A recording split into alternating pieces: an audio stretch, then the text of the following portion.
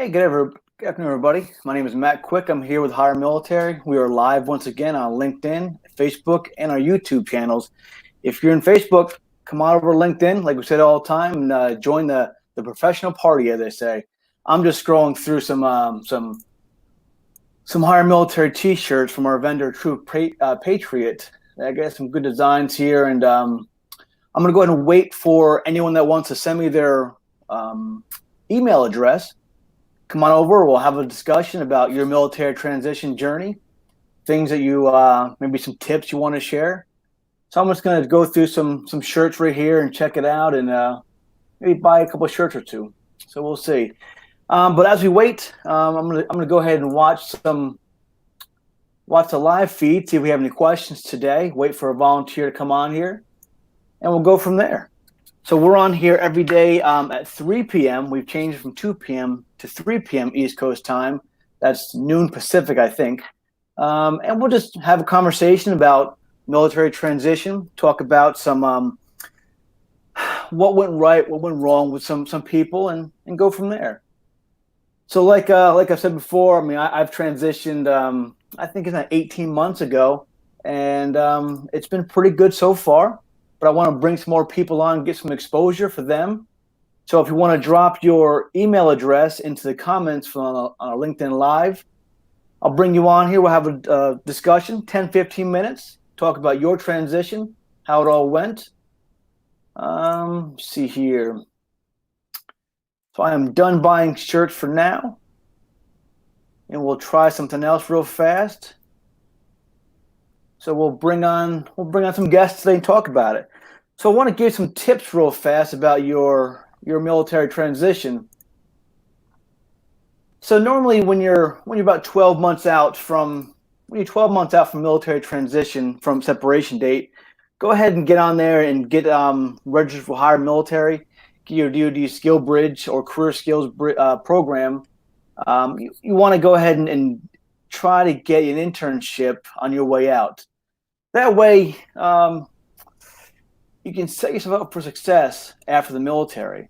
The military is very structured, and it's been great for years. But if you really want to succeed in the outside, get an internship, test your feet in the water, and check it out. Maybe get a job offer at the end. But I see some comments coming through here. We're gonna wait for someone to come on and drop their email address into the comments, and I'll bring them on for a couple minutes. Don't be nervous. This is a nice, relaxed atmosphere here. No need to be nervous at all. Well, I'll ask a few tough questions, and we'll go from there. No, they're not tough at all. So I see Chris Blankenship. He transitions in December. Come on, Chris. Send me your email address, and let's get on here and talk about your transition, how it's going for you so far. But in the meantime, so we have, like I said, 12 months from prior to separation, get on a HireMilitary site, lock in yourself a DoD Skill Bridge internship opportunity through HireMilitary.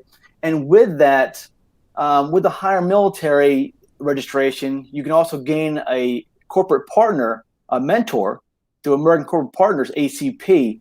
And you can have a mentor as you go through the transition process. So right now I'm going to go ahead and invite Paul Amaquin. I want to invite you on here. I'll send you a LinkedIn or an email invitation right now. It's been sent. And John Snyder, I'm going to send you one too, bring you on here. I'll do one at a time, but whoever's on here first, we'll talk about their transition. Now, truth be told, if John Snyder comes on, this guy is very smart. He's actually he's in it now, but he was actually a leader in the transition space for quite a few years. Whoever comes on first, we'll have a conversation with him. Craig Lott, I'll see you on there, and we're going to get you on here soon, Craig. Timothy Johnson, I'm going to shoot you an invitation right now if you can get on here to have a conversation. But what we do each day, we bring people on each day and just talk about their transition journeys and hopefully give some tips, things that they've gone through, and shed some light for others that are going through the process as well. But in the meantime, so 12 months out, HireMilitary, American Corporate Partners. Also, when you're about 6 months out, Onward Opportunity through Syracuse University, they have a program where you can gain your certification through the Onward Opportunity. So if you're looking for a certification, let's say PMP, PHR, which is a professional HR certificate, um, they have the Lean Six Sigma. They have all sorts of IT certifications, and it's free. Sign up for Onward Opportunity, and they will get you in there. You take their 2-day class online, go through all the training. It's about 3 to 4 months of training.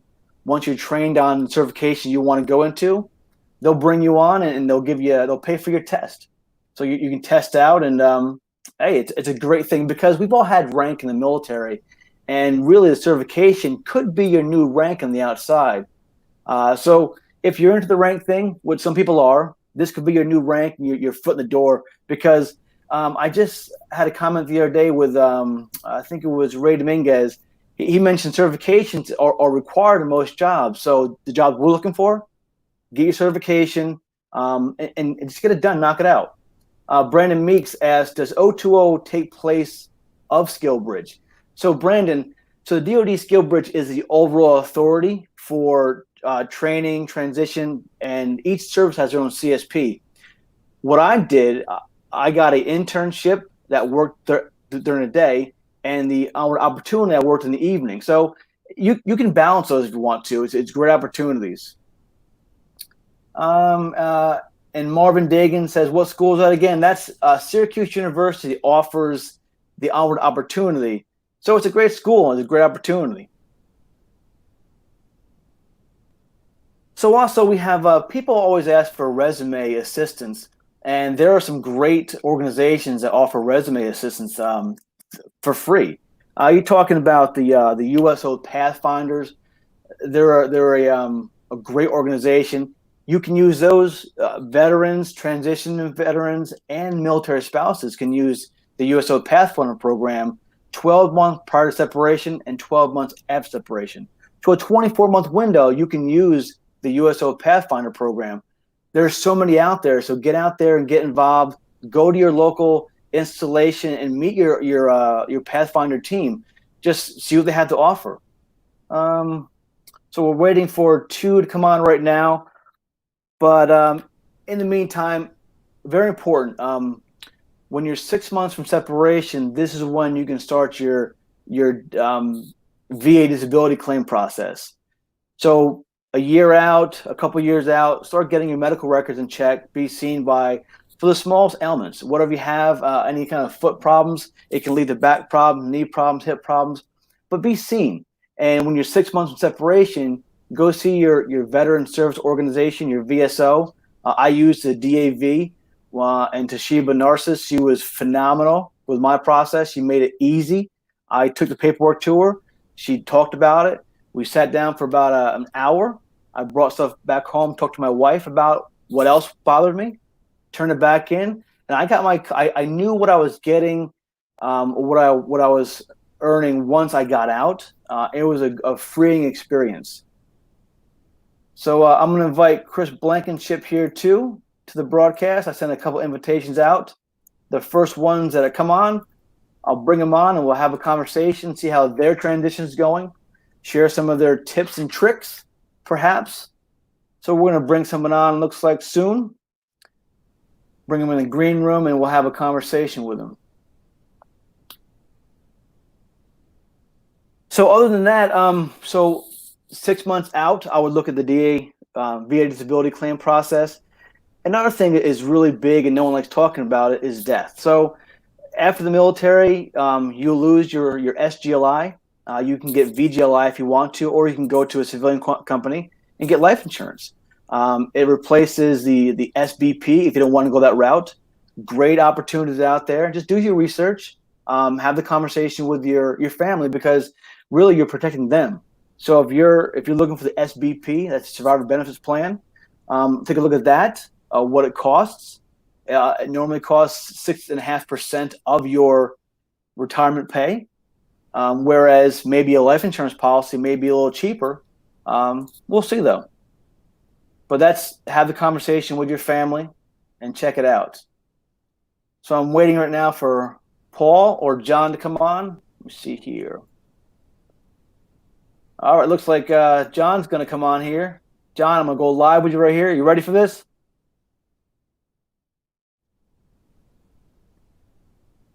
All right, you good? All right, we're going to go live real fast here. Let's bring on John Snyder. Welcome to the program, John. Hey, it's good to see you, Matt. Hey, this is John Snyder. He's got a pretty cool HireMilitary shirt on. I'm not gonna lie. And I was searching those shirts when I first came on today. I'm gonna drop that link right here for True Patriot into our into the comments.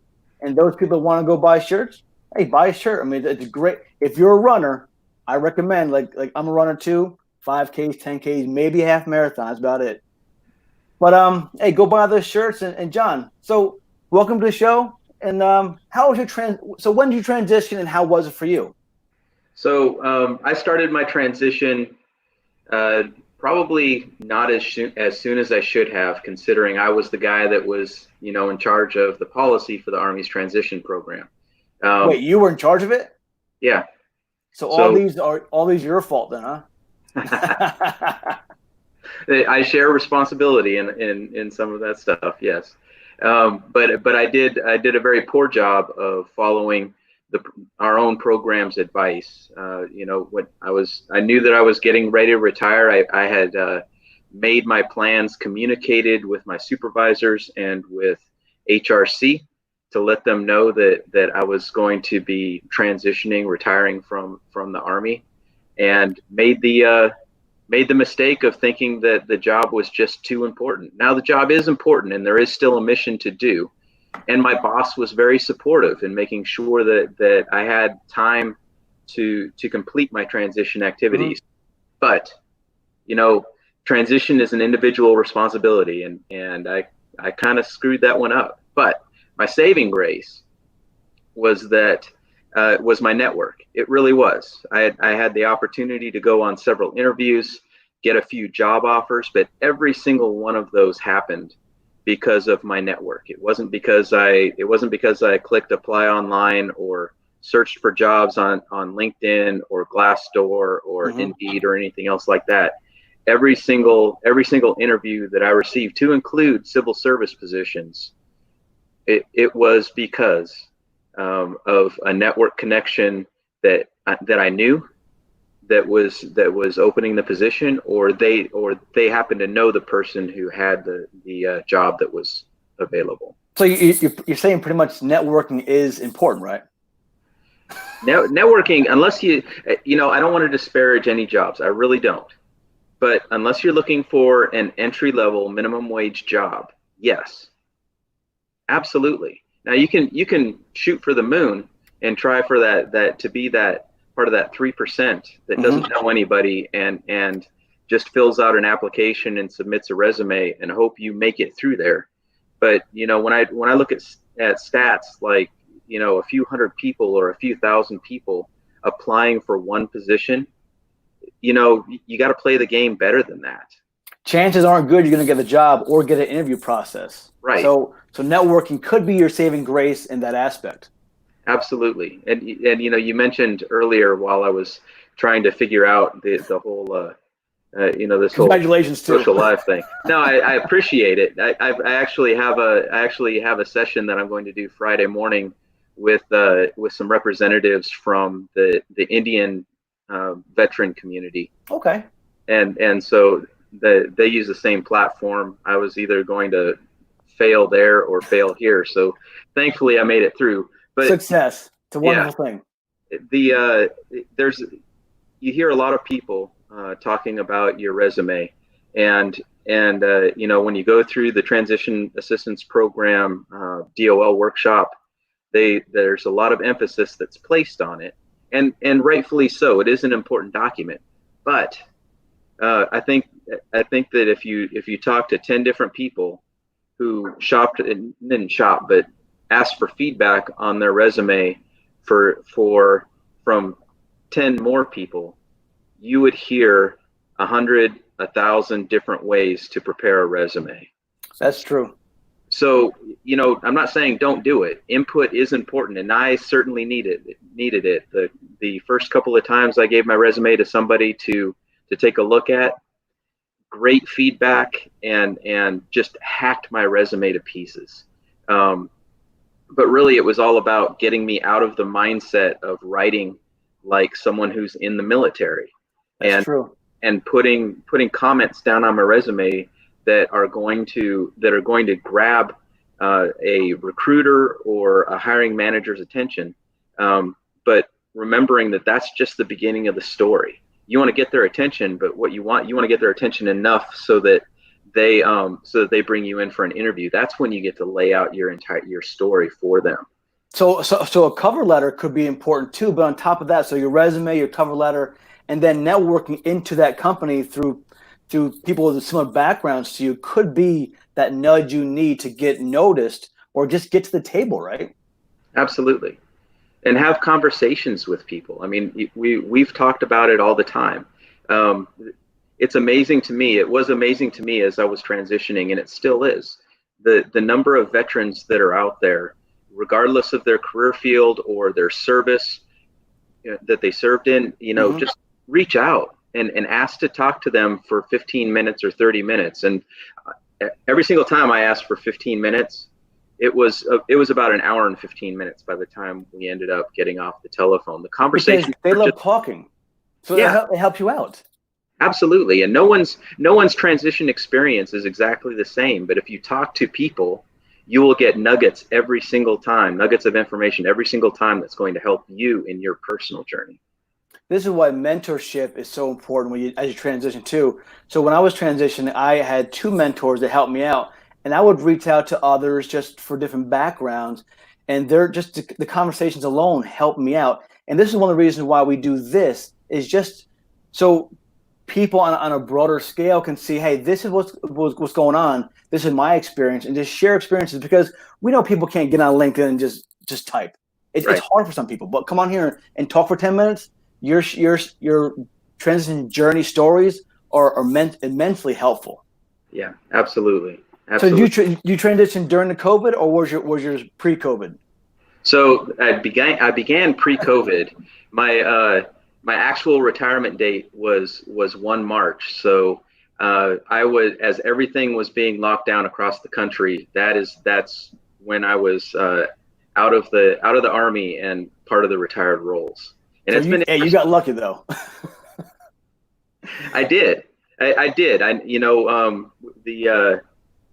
feel for the folks that are trying to plan their transition right now and wondering, not only is DoD going to be able to give them some assistance with just attending the transition program. I don't know about the other services, but I was talking to a buddy that works in the Army's SFL TAP.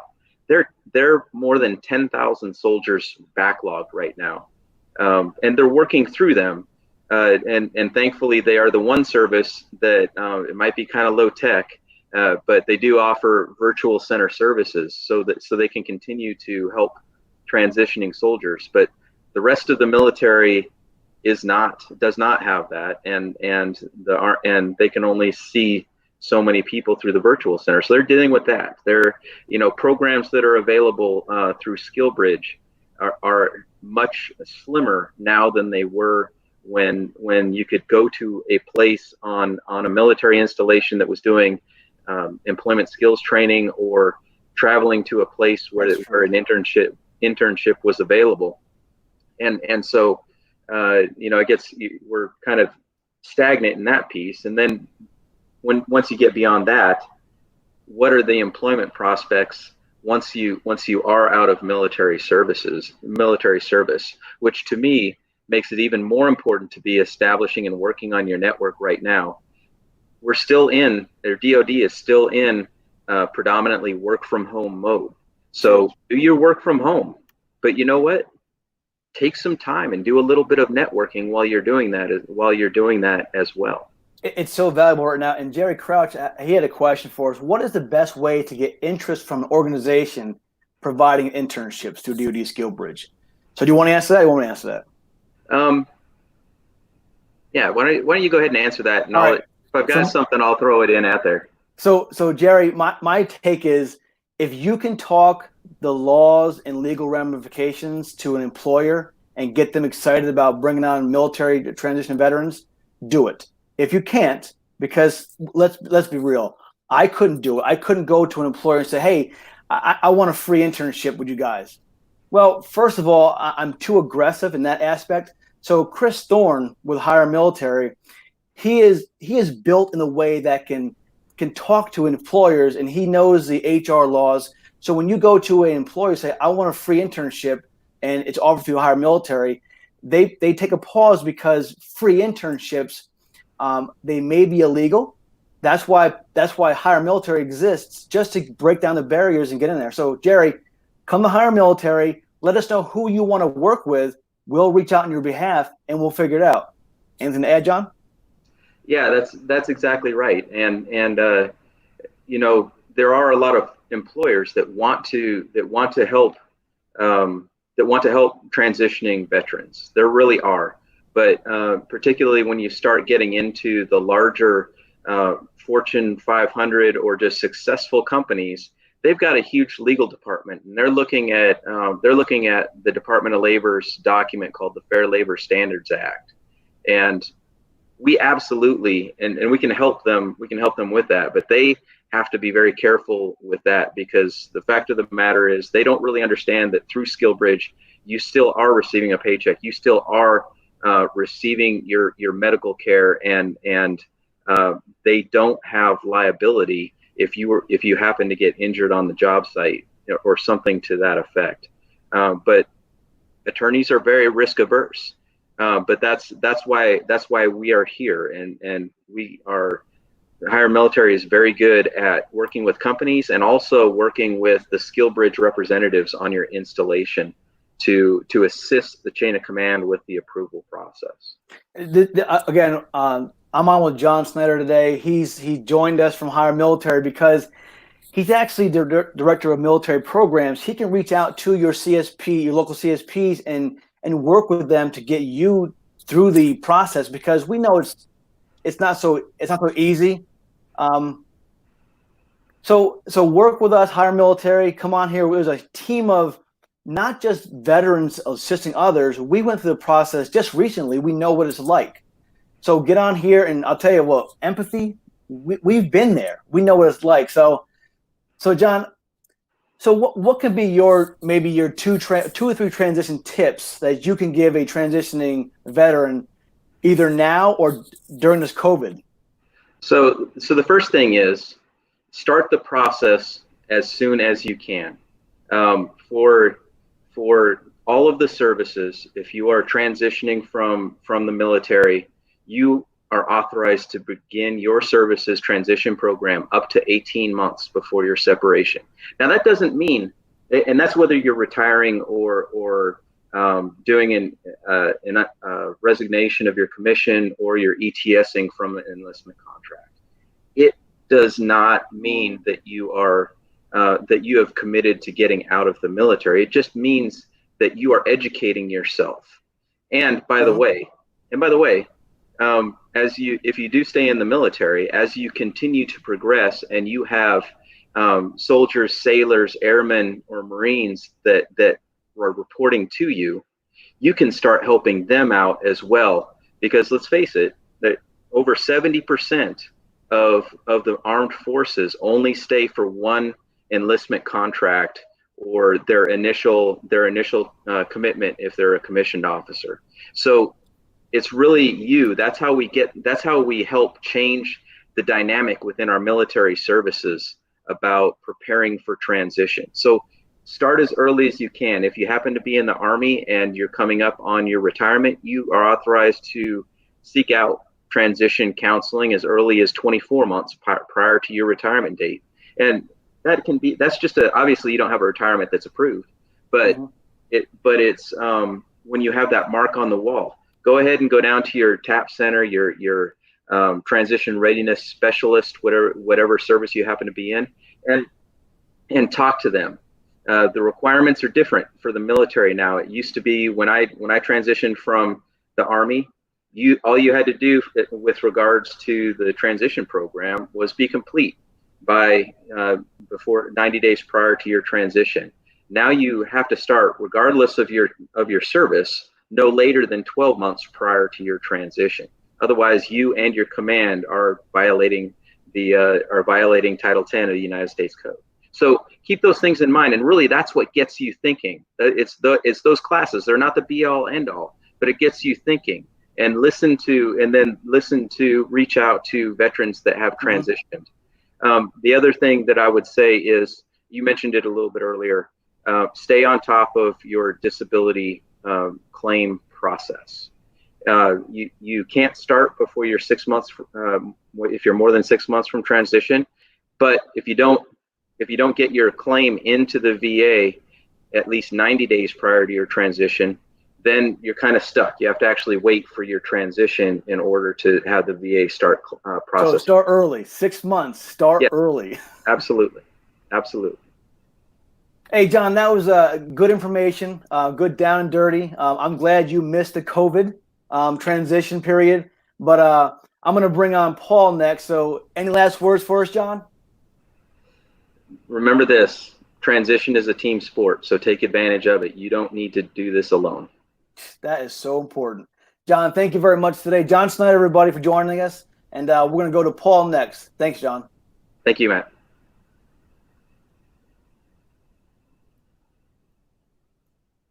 All right, we're going to bring Paul on here a couple seconds. Slimmer now than they were when, hey, Paul, you there? You could go to a place on a military installation that was doing let me see if we can get Paul on training here. Or traveling to a place where an internship. Hey, Paul, how you doing tonight? Was available, and so I guess we're you there, Paul?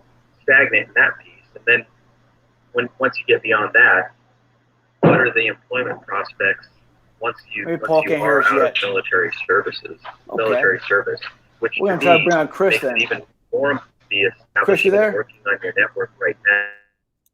Yeah, I'm here. Hey, Chris. Welcome to the show. This is Chris Blankenship, right? Yes, sir.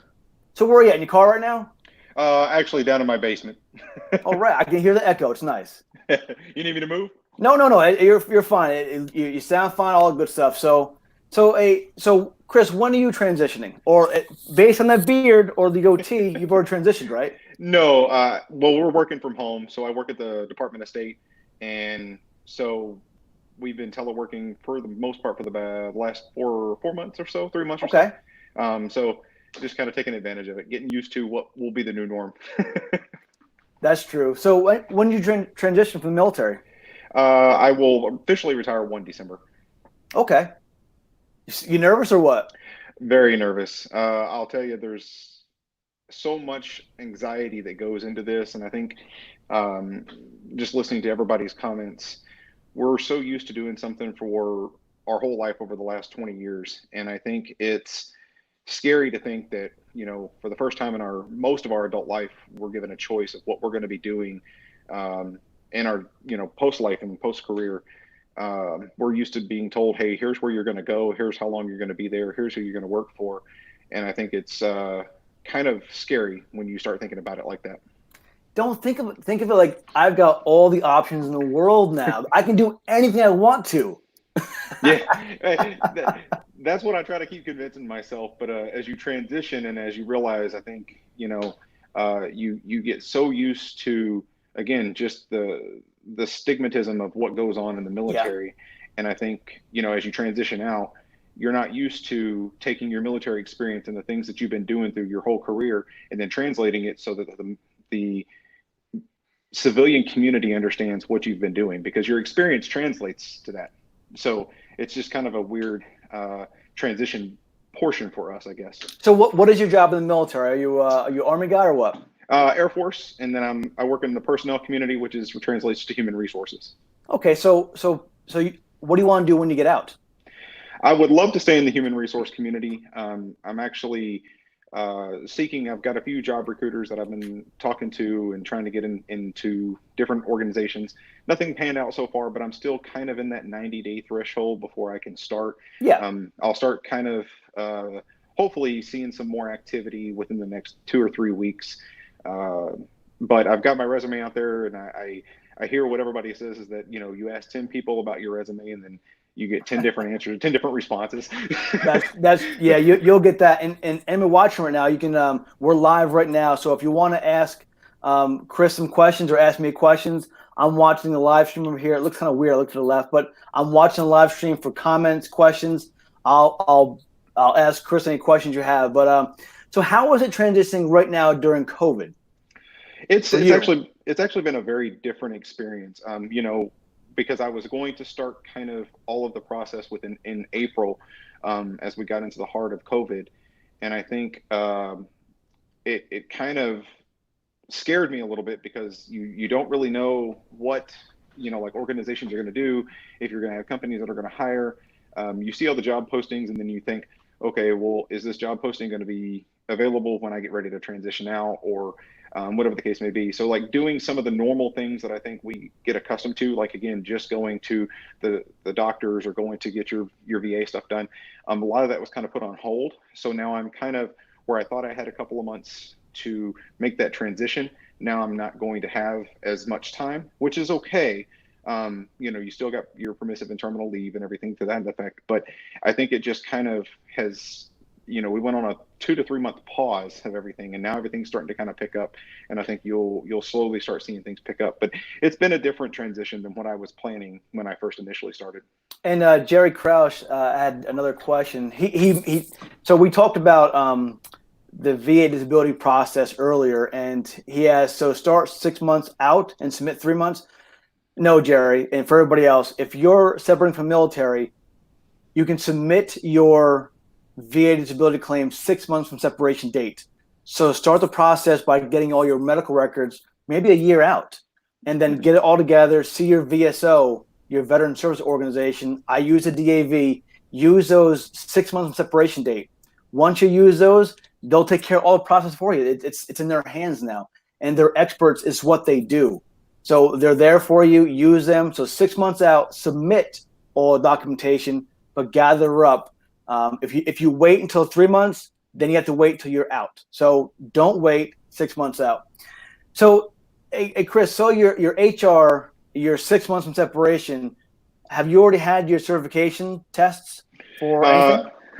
So it's funny that you mentioned that. I was one of the probably late bloomers, if you want to say, where I realized how important those certifications are. So I've been really focusing on trying to finish up my degree in organization management. And then, so I realized how important the certifications are. So to answer to not be so long-winded. Thank you. No, I haven't started those, but it's the next thing that I plan on doing once I complete the current class that I'm in. So who are you going through to get your certification? I've been in touch with our Pathfinders over at Fort Belvoir. And so Jen has been super awesome about helping me out. So she's sent me a few things to get in contact. I don't recall off the top of my head who I'm going through, but I know she sent it to me. I'll ease your mind. Go with Onward Opportunity, O2O.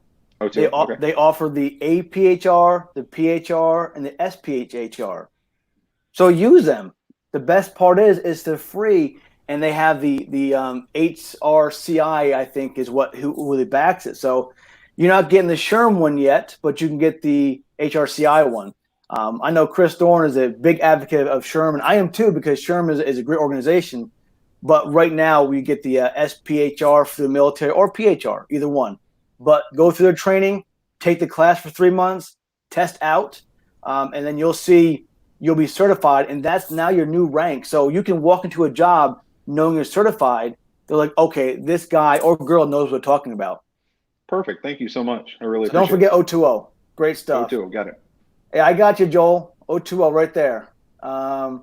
Hey, so are you retiring from the military? I am. Yes, sir. So are you taking the SBP? My wife and I talked about it, and we've not really made a decision yet. She wants to sit through the briefing. We're both active duty military, so she'll transition next year. So we're going to sit down with the survivor benefit counselor and hopefully be able to make a more informed decision on. And it's good you bring that up, because the first thing you said was, my wife and I talked about this. That's probably the most important thing because it's their benefit. Right. Now, because you're both active duty, it's not her benefit, right? Right. So if you have smaller kids, SBP may be good for you. Life insurance may be good for you, but just look at the options. Talk to your spouses, talk to your family, because it's going to impact them. Once we go away one day, we want them taken care of. So me personally, my wife and I, we declined SBP, which is the Survivor Benefit Plan, which costs us 6.5% of our military pay, and only pays out 55% of just the military portion of it. So I thought a mentor got with me and said, listen, this is how much you're going to need. And it was 10 to 12 times my salary for a 10-year period. I thought that was going to be about $100,000. Maybe it wasn't, but I wound up getting $1 million policy for 30 years because I wanted that security blanket. So that's why we chose the term life insurance policy instead of SBP. And then once I got out, the mentor says, so what if you outlived that 30 years? I'm like, well, congratulations. I'm like 70 some years old, right? That's a win. Right. But if I outlive the term policy, my wife is no longer insured. Or I'm not insured, so she'll be on her own after that. So I went ahead and got a universal policy, a smaller amount for the permanent life. And that's what I did because it just made sense. It costs a little bit more. It's for much longer. So I have two policies now, one for a short term. I say short term, which is 30 years. So where do you want to live when you get out, and what do you want to do besides just HR? Is there a specific field within HR you want to focus on? I really enjoy actually doing the recruiting process. Currently at the State Department, I oversee part of bringing the military on board to the State Department. And I get a chance to work with them a lot, and I really value talking. Chris, I'm sorry to interrupt you, but sure. I must have glossed over your active duty Air Force working in the State Department. Tell us about that. This is my mistake, so please tell us about that. So the State and Defense Exchange has a program where the State Department sends the political advisors that work at the combatant commands. They send about 100 to 150 out into the field, and then in exchange, the DoD sends active duty military over to the to the State Department. Okay. So active duty billet wise, we have about 98 billets. We take on interns and fellows that come into the State Department, which give or take is about 150 total when we're in our peak time. I'm one of actually only 2 enlisted that are assigned to the Department of State. With regards to our exchange program. So you're like special, right? You could say that. Fine, I'll say it. Don't you be humble. I'll say you're special, okay? But it's a really unique position because we get a chance to see how the inner works of the State Department. Our brothers and sisters on the Army side, they actually have a career field that's designated to the FAO community, where they get a chance to kind of go in between the State Department more frequently than some of the other services. So and I think FAO, I'm sure, is foreign area officer. Okay. So they get a chance to kind of do this a little bit more, and they have more interaction with the State Department. My folks in the Air Force, they have what's called a payback tour. So they'll do a tour in their normal job. So we have like fighter pilots, engineers, security forces officers, all different career fields. And then they come and they will do FAO community officer, and they have to do a tour as a FAO, and then they go back to their core community, like, in the comm world or whatever the case may be, and they go back and forth. But it's not always at state, so it's at the attaches and abroad and things like that. So layman's terms is Chris is pretty special because he's active duty Air Force, worked in the State Department in the DC area. So that's pretty cool. I don't think many people know about that program, but hopefully they learned about that today. So back to you. Where do you want to live when you get out? What do you want to do? And what can you bring to a civilian employer as a veteran? I think I bring a wealth of experience and a strategic mindset that not a lot of folks will come in to bring. I think for myself, my wife and I promised our kids, because we've moved around so much, that they could graduate high school from where we're at. So we're going to hang out in DC at least for the next 5 to 8 years to let my kids get out of school, and then kind of take it from there. Big picture wise, I would love to join an organization where, again, I can feel like I'm a part of the organization, be helpful part of the organization, and help develop and grow the organization. I think my skill set is that I come in with different experiences, like everybody who comes out of the military. We have all of our different experiences, and I think I would love to put, having those skill sets and put those into use to a company. So you want to work talent acquisition within the HR realm, right? I would, yes. Now, just so you know, there are some certifications in talent acquisition. I don't think they're through O2O yet, but they're available to you. I think HRCI actually offers those as well. Okay. So when you're looking for a opportunity out there, you can look at the big companies because they're always hiring. But what I wanted to do, I wanted to focus on small or medium-sized companies because I knew my impact would be greater, could be greater, and I can bring so much more there. And maybe you could do the same thing to a small company. You can go in there and create a veterans hiring initiative.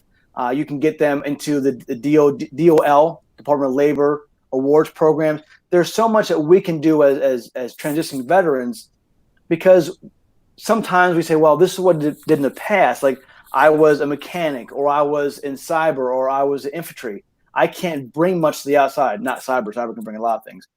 But we can bring so much just going through this transition process. We learn so much, and we can bring that to the organization, a small, a medium-sized organization, and just show them that I add value.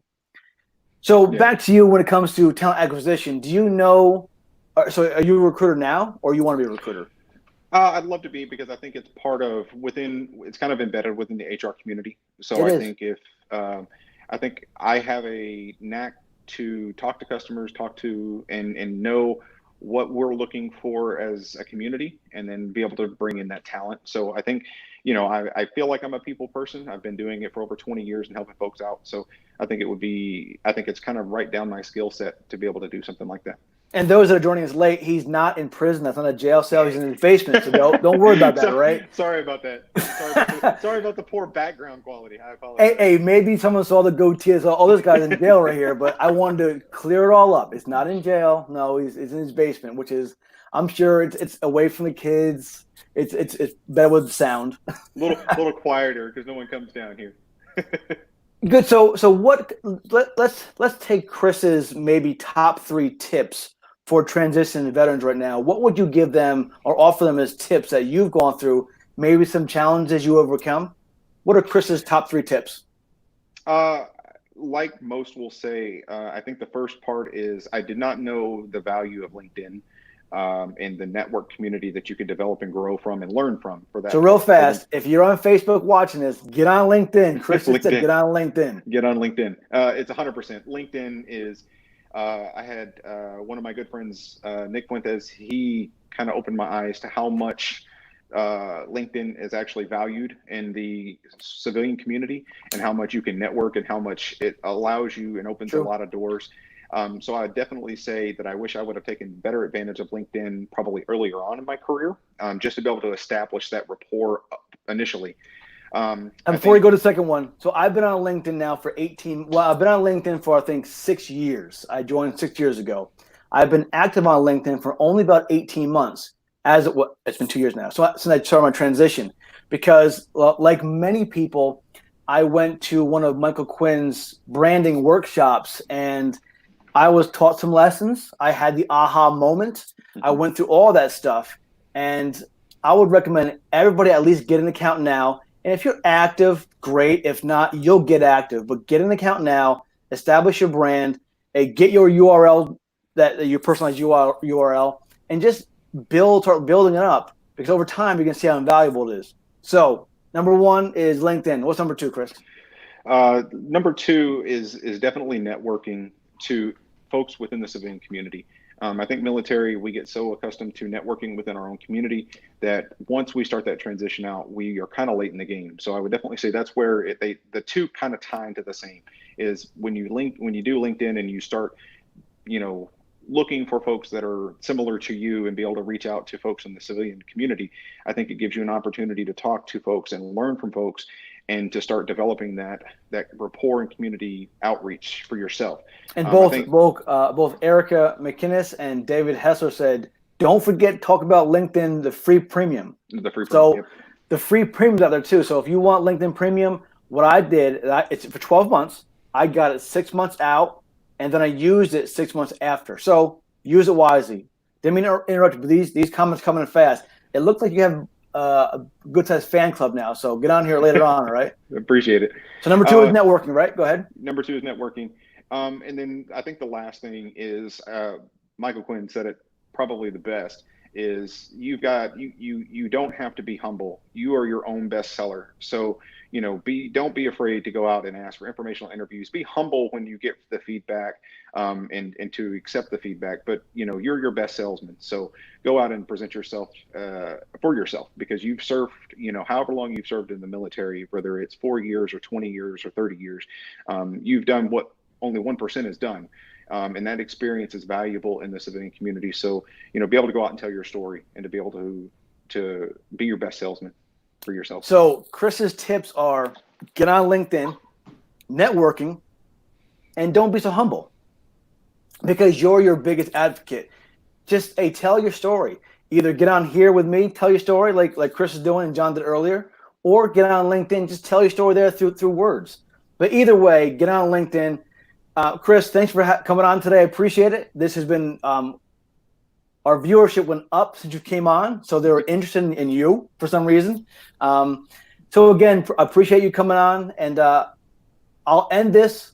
Well, I'm going to move from you right now, and I'm going to give somebody a tip they asked for on LinkedIn about how to personalize a URL. So, Chris, thank you very much, and we'll see you back on LinkedIn, all right?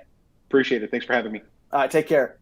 Bye. So now we're going to get on we're going to go on and show you a real fast tip about LinkedIn, how to get on here. So someone asked a tip about that. So let me figure this out real fast. So I mentioned personalizing your URL or your personalized LinkedIn, I guess address. So if you're on your so you go up here, go to your view profile. Come to your profile. Now this is a desktop version. There is a mobile app version. So you view your profile. Come on over here, and on top right hand corner says Edit Public Profile and URL. Click that.